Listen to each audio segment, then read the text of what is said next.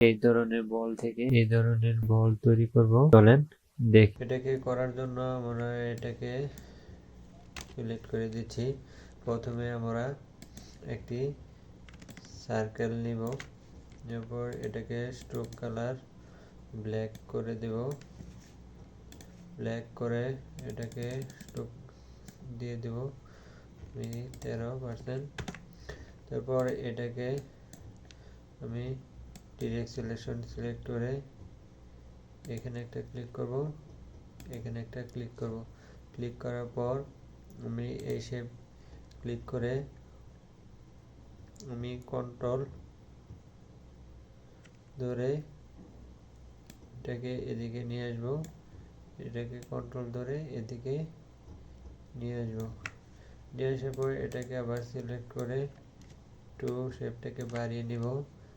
তারপর আমি আবার স্কেল এটা ধরে এখানে আমি কন্ট্রোল ক্লিক করে এটাকে বাড়িয়ে দেব, কন্ট্রোল ক্লিক করে এটাকে বাড়িয়ে দেব। তারপর এটাকে আমি একটু ছোট করে নিচ্ছি। তারপর আমি একটি দিক দিয়ে লাইন দিয়ে দেব। তারপর লাইনটাকে আমি একটু চিকন করে নিচ্ছি।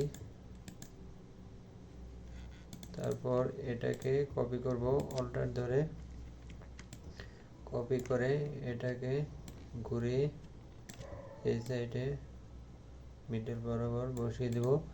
তারপর এটা আমি একটি রেক্টেঙ্গুলার শেপ নিয়ে নিব, এই বরাবর শেপ নেওয়ার পর এটাকে কালার করে দেব। আমি এই কালারটাকে দিয়ে দিচ্ছি। তারপর এই শেপটাকে নিচে দিয়ে দিব, দেওয়ার জন্য রাইট বাটন ক্লিক করব। তারপরে অ্যারেঞ্জ সেন্ড টু ব্যাক, তারপর এটাকে এভাবে সিলেক্ট করে উইন্ডোজে যাব, উইন্ডোজ থেকে সিম্বল ক্লিক করব, দেওয়ার পর এটাকে ধরে এখানে দিয়ে দিব। তারপর দেখেন নিউ সিম্বল 3, এটা ওকে করে দেব। দেওয়ার পর এটা ডিলিট করে দিচ্ছি।